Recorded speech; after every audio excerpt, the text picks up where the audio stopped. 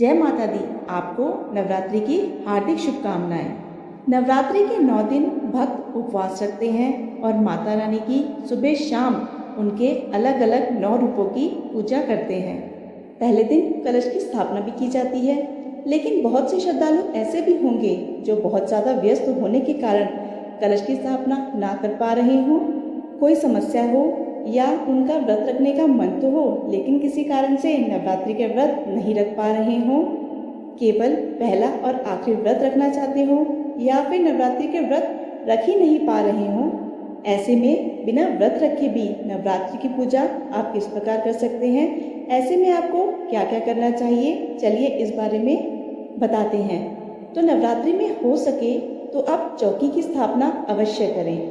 चौकी पर आप केवल भगवान गणेश और माता पार्वती की प्रतिमा या फिर तस्वीर की स्थापना कर लें। फोटो फ्रेम हो तो उसकी स्थापना भी की जा सकती है, और संभव हो तो कलश स्थापना करें, नहीं तो बिना कलश स्थापना के भी आप पूजा कर सकते हैं। सबसे पहले आप भगवान गणेश जी की पूजा करें। भगवान को आप फल फूल अर्पित करें, चंदन का तिलक लगाएं, फिर माता रानी को तिलक लगाएं, उन्हें लाल चुनरी श्रृंगार की सामग्री अर्पित करें।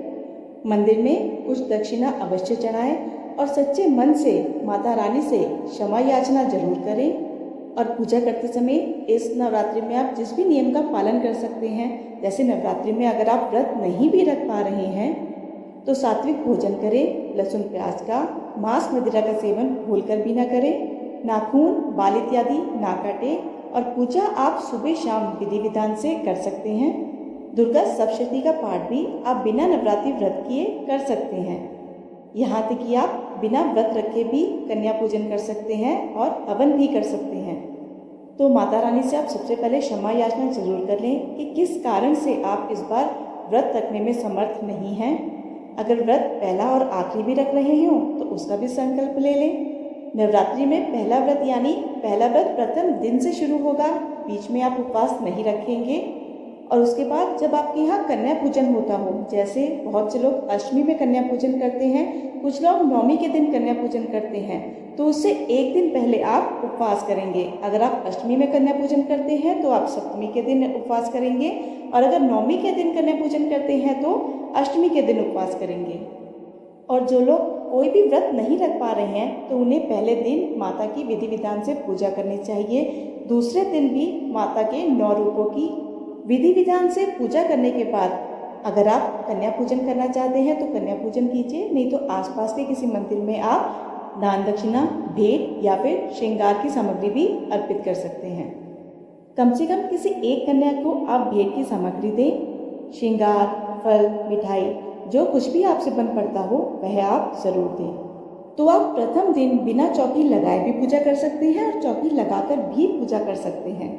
खासकर कि ऐसे लोग जो किसी कारण से चौकी भी नहीं लगा पा रहे हों तो वह अपनी रोज की पूजा पाठ वाली जगह पर माँ भगवती की विशेष पूजा करें। जैसे कि प्रथम दिन माँ शैलपुत्री के मंत्रों का जाप कर लें, कथा का श्रवण करें, दुर्गा चालीसा का पाठ कर लें, या फिर श्री दुर्गा सप्तशती के अध्याय जो हैं उनका आप पाठ कर सकते हैं। सबसे अंत में आरती करें और माँ को भोग लगाएं।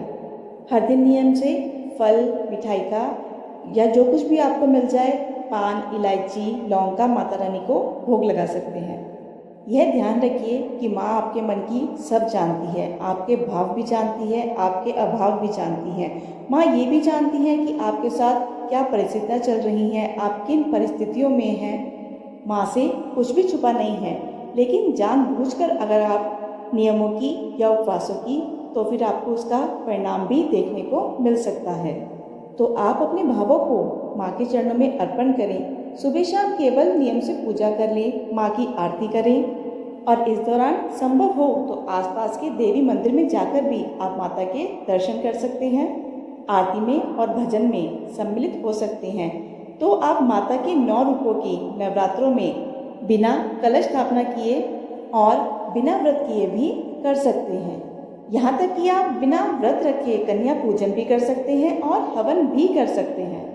कन्या पूजन हो या हवन हो, आपके परिवार में जिस दिन किया जाता रहा हो, अगर अष्टमी के दिन आपके परिवार में होता है तो आप अष्टमी के दिन कीजिए, अगर नवमी के दिन आपके परिवार में कन्या पूजन और हवन होता है तो आप नवमी के दिन ही उसे कीजिए। गर्भवती महिलाएं जो कि व्रत रखने में सक्षम नहीं हैं, उन्हें भी नियम से सुबह और शाम माता रानी की पूजा करनी चाहिए। मंत्रों का जाप और माता की कथा का श्रवण जरूर करना चाहिए।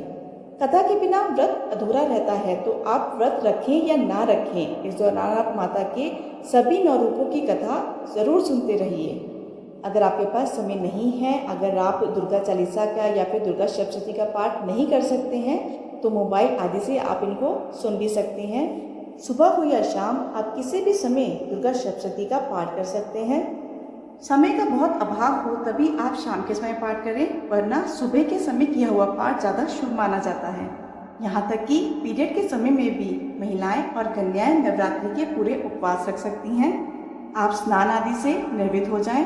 मन में आपको यह भाव करने हैं कि आप माता रानी को श्रृंगार की सामग्री अर्पित कर रही हैं, उन्हें भोग अर्पित कर रही हैं।